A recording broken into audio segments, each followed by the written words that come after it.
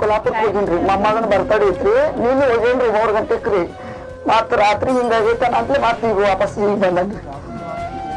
ಇಲ್ಲಿ ಯಾರು ಇದ್ದಿದ್ದಿ? ಯಾರು ಇದ್ರಿಕಿಲ್ರಿ.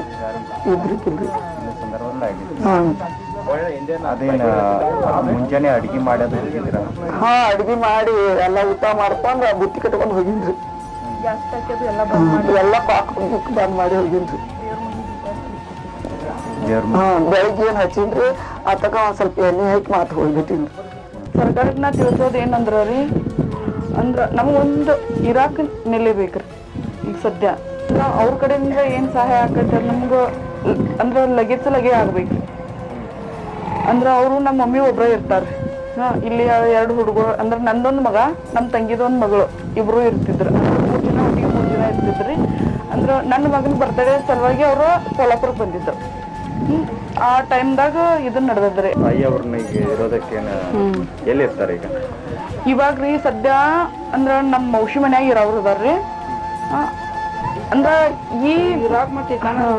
ಈಗ ಮಾಡೋ ಸಲುವಾಗಿ ಇದನ್ನ ನಮಗ ಅವ್ರ ಸರ್ಕಾರದಿಂದ ಏನ್ರ ಬೇಕ್ರಿ, ಉಪಯೋಗ ಮಾಡಿ ಕೊಡ್ಬೇಕ್ರಿ. ಅವ್ರು ಮಾಡಿ ಕೊಡ ಮಟ ಅವಾಗ ಇವಾಗ ನಮ್ಮ ಔಷಧಿಗಳ ಮನೆಯಾಗ ನಮ್ಮ ಔಷಧಿ ಇವ್ರ ಮನ್ಯಾಗ ಅವ್ರು ಇರ್ತಾರ್ರಿ.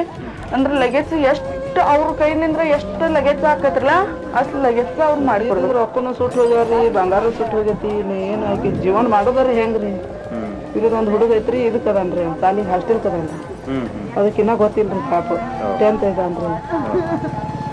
ಏನಾಯ್ತು ಜೀವನ ಹೆಂಗ್ ನೋಡ್ರಿ, ಎಲ್ಲ ನಿಮ್ ಕೈಯಾಗ ಐತ್ರಿ, ದೇವ್ರ ಕೈಯಾಗ ಐತಿ ನೋಡ್ರಿ.